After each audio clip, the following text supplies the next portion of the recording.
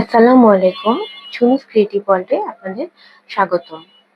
আজকে সজনে ডাঁটা দিয়ে একটা রেসিপি শেয়ার করব। সজনে ডাঁটা অনেক পুষ্টিকর একটা সবজি। আজকাল বাজারে মোটামুটি সব সবজির দোকানেই সজনে ডাঁটা দেখা যায়। কিন্তু অনেকেই এটা কিভাবে প্রসেস করতে হয় বা রান্না করতে হয় সেটা আমরা জানি না। আজকে আমি করব সর্ষে বাটা দিয়ে সজনে ডাঁটা। এটা আমার মায়ের রেসিপি। মাকে দেখতাম এই রান্নাটা করতে। আমার বাবার খুব প্রিয় ছিল। বিয়ের পর যখন আমি রান্না করলাম, আমার হাসব্যান্ডও অনেক পছন্দ করেছে। এই হচ্ছে আমাদের সজনে ডাঁটা। আমি এখানে ২ আঁটি সজনে ডাঁটা নিয়েছি। সজনে ডাঁটা অনেকেই কীভাবে ক্লিন করতে হয় তা জানেন না। তাই আমি কীভাবে ক্লিন করতে হয় তা সহ ভিডিওতে শেয়ার করব নতুন রাঁধুনিদের জন্য। এবার চলে আসি সজনে ডাঁটা পরিষ্কার করার জন্য। আমি বটিতে কাজ করতে অভ্যস্ত। আপনারা যারা ছুরি দিয়ে পারেন তারা ছুরি দিয়ে করবেন। আমি চাচ্ছি সাধারণভাবে রেসিপিটা শেয়ার করতে, ঘরে আমরা যেভাবে কাজ করি। সজনেটাকে আমি দুভাগ করে নিয়েছি, করে ডাঁটা যেভাবে আমরা ডাঁটার আঁশগুলো বটির সাহায্যে বা ছুরির সাহায্যে আস্তে আস্তে ছিলে ফেলি, সজনে ডাঁটাটাকেও আমি একইভাবে পরিষ্কার করব যতটুকু সম্ভব। আমি 2 ইঞ্চি পরিমাণ টুকরো করেছি, আপনারা আপনাদের পছন্দ মতো টুকরো করে নেবেন। এক এক করে আমি সবগুলো সজনে ডাঁটা পরিষ্কার করে তারপর দেখাচ্ছি কতটুকু পরিমাণ হয়েছে। চেষ্টা করবেন পুরোপুরি যতটুকু সম্ভব আঁশটা তোলার। আঁশটা থাকলে খেতে ভালো লাগে না। আমার এখানে পরিষ্কার করার পর এতটুকু সজনে ডাঁটা হয়েছে। আমার মনে হয় 250 থেকে 300 গ্রাম পরিমাণ সজনে ডাঁটা আমার পরিষ্কার করার পর পেলাম। এবার চলে আসি আরেকটা মূল উপাদান, সর্ষে বাটা নিয়ে। সর্ষে বাটাটা এখন আমরা পেস্ট করে নিব।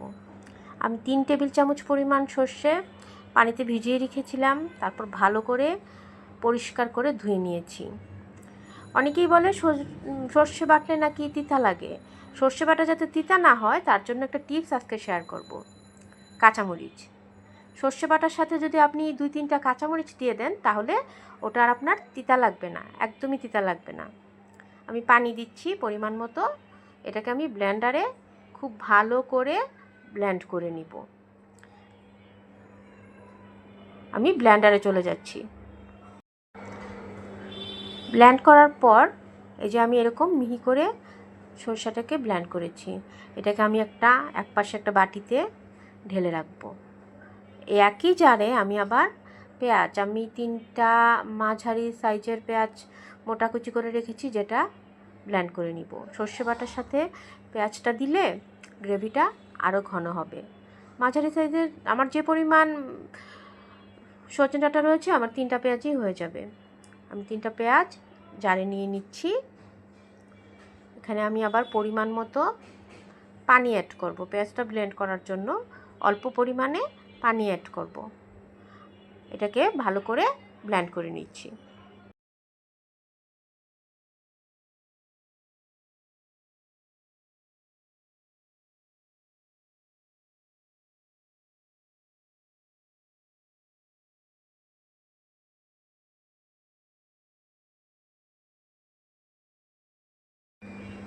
এবার পেঁয়াজ বাটার সাথে সর্ষে বাটার সাথে মশলা ইউজ করব।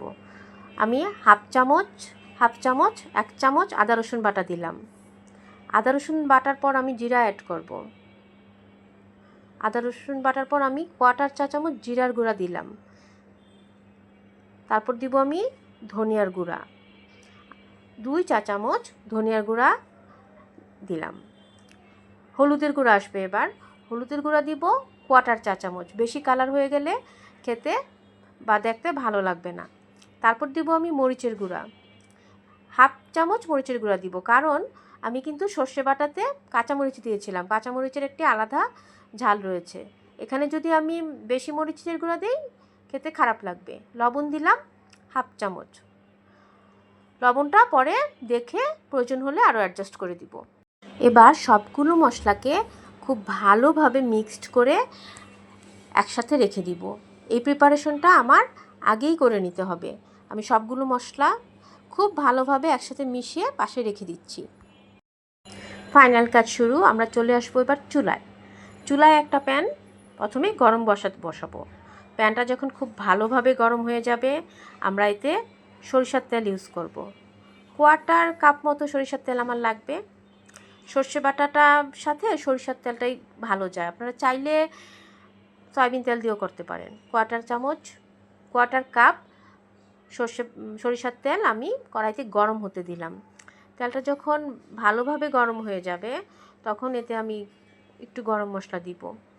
ছোট 2টা এলাচ, 1টা তেজপাতা এবং 1 টুকরা দারচিনি দিয়ে এটা নাড়তে থাকবো। এটা যখন একটু ভাজা ভাজা হবে, একটা স্মেল বেরোবে। গরম মশলাটা তাই আগে দিলাম। আমি নাড়ছি। সর্ষের তেলে কিন্তু প্রচুর ফেনা হয়, তো চুলার আঁচটা মিডিয়াম রাখবেন। ফোড়নের জন্য আমি 1টা পেঁয়াজ এবং 1টা রসুন মিহি কুচি করে রেখেছিলাম, এটা দিয়ে দিলাম। এই যে বলেছিলাম না প্রচুর ফেনা উঠবে, চুলার আঁচটা এই পর্যায়ে কমিয়ে দিবেন। এটাকে খুব ভালোভাবে নাড়তে হবে। ফেনার নিচে তেলের প্রচুর ফেনা তৈরি হওয়ার কারণে যে সরষের তেলের প্রচুর ফেনা হয়, তাই আমাদের পেঁয়াজটা রসুনটা ভাজা হয়েছে কিনা দেখা যাচ্ছে না। আস্তে আস্তে করতে হবে এবং কিছুক্ষণ পর পর চামচটা দিয়ে তুলে দেখতে হবে যে ভাজা হয়েছে কিনা। আমার এখনও ভাজা হয়নি। এটা প্রায় 1.5 মিনিট 2 মিনিটের মতো লাগবে ভাজা হতে। আমি চামচ দিয়ে তুলে তুলে দেখছি। যখন চামচ দিয়ে তুলবো তখন দেখা যাবে যখন ভাজা হলে লাল লাল হবে, একদম পুড়ে ফেলা যাবে না। লাল লাল হলেই আমরা মশলা অ্যাড করে ফেলবো। চুলার আঁচটা একটু কমিয়ে রাখতে হবে যেন ফেনা উঠে ওভারফ্লো না হয়। মোটামুটি ভাজা হয়ে গিয়েছে। চামচ দিয়ে তোলার পর আমি দেখতে পাচ্ছি মোটামুটি ভাজা হয়ে গিয়েছে। আমি যখন মশলা অ্যাড করার আগে চুলাটা অফ করে নিব। চুলাটা অফ করে নিলে মশলাটা মিক্সড করতে আমার জন্য সুবিধা হবে। এখন চুলাটা অফ করে নিচ্ছি। এই যে আমার মিক্সড করে রাখা মশলা। সাবধানে মশলাটা পুরোটুকু দিয়ে দিতে হবে। পুরো মশলাটা আমি এই তেলের উপর ছেড়ে দিব। সাবধানে দিবেন, আর অবশ্যই চুলাটা বন্ধ করে দিবেন। মশলা দেয়া হয়ে গেলে একটু মিক্সড করে তারপর চুলাটা জ্বালবেন। এবার আমি চুলা জ্বেলে দিব। চুলা জ্বেলে এটাকে আমি নাড়তে থাকবো। ফেনা এখন কমে এসেছে। এটাকে ভালো করে কষাতে হবে। টোটাল আমি 2 বার কষাবো। মশলার সাথে তো আমি একটু পানি দিয়ে পেস্ট করেছিলাম, ওটা দিয়ে 1 বার কষাবো। কষানোর পর মশলার উপরে তেল উঠে আসবে, তাহলে বুঝবেন যে আপনার কষানো কমপ্লিট হয়েছে। এই যে বেশ কিছুক্ষণ কষানোর পরে আমার কিন্তু তেলটা উপরে উঠে এসেছে। এটাকে আরেকবার পানি দিয়ে আরেকবার কষাবো। মোটামুটি তেল ভালোই উপরে দেখা যাচ্ছে।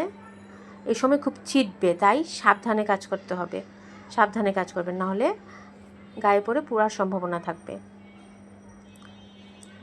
আমি পানি অ্যাড করে আবার একটু কষাবো।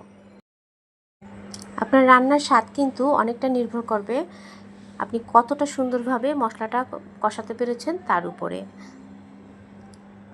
এটা ধৈর্য সহকারে ধীরে ধীরে করবেন।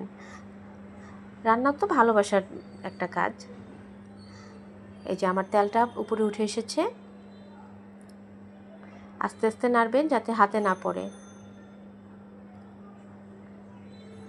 তারপর আমি এখানে আবার পানি অ্যাড করব। এটা কিন্তু আমার দ্বিতীয় পর্যায়ের কষানো হচ্ছে। প্রথমবার কষানোর পর আমি পানি দিয়েছি।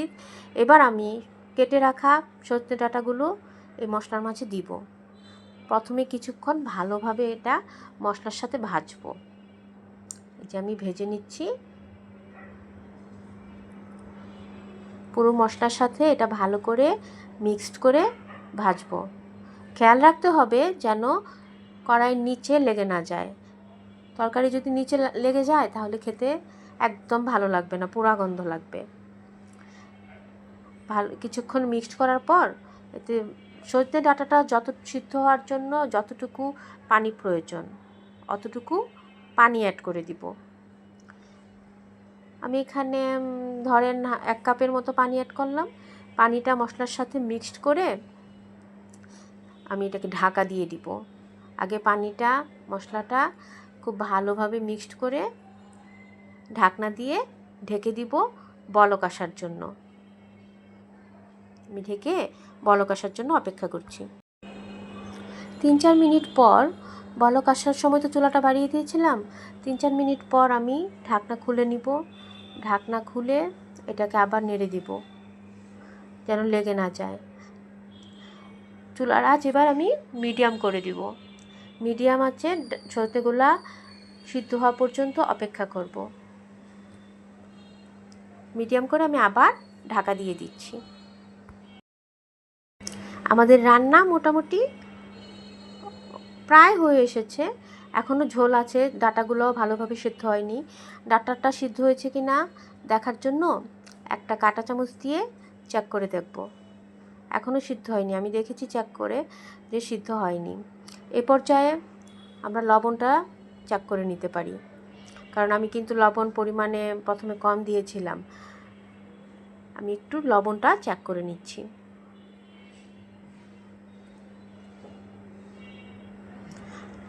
আমার মনে হচ্ছে লবণ একটু লাগবে, তাই আমি সামান্য একটু 1 চা চামচের 4 ভাগের 1 ভাগ পরিমাণ লবণ অ্যাড করে মিক্সড করে আবার ঢেকে দিব। আরও 3-4 মিনিট পর আমি ঢাকা তুলব। কালার দেখেছেন? এখনই কিন্তু যথেষ্ট সুন্দর কালার এসেছে। তেলটা পুরো উপরে মশলার উপরে ভাজা ভাজা হয়েছে, তেলটা ভেসে উঠেছে। আমাদের রান্না কিন্তু প্রায় ডান হয়ে। এবার আমি চেক করে নিব। ঝোলটা আরেকটু শুকাবো। এখন যতটা তেল দেখা যাচ্ছে অতটা তেল কিন্তু থাকবে না। এটা যখন ঠান্ডা হবে ডাটার তেলটা আরও টেনে নিবে। এখন দেখে ভয় লাগতে পারে যে এত তেল। আমি কাঁটা চামচ দিয়ে কয়েকটা ডাটাতেই চেক করব। যখন সিদ্ধ হয়ে যাবে কাঁটা চামচটা একদম ভিতরে ঢুকে যাবে। আমার হয়ে গিয়েছে। এবার আমি এটা ঢাকা দিয়ে রেখে দিব। এই যে আমাদের সর্ষে বাটা দিয়ে সজনে ডাঁটার ফাইনাল লুক। আশা করি ভালো লেগেছে।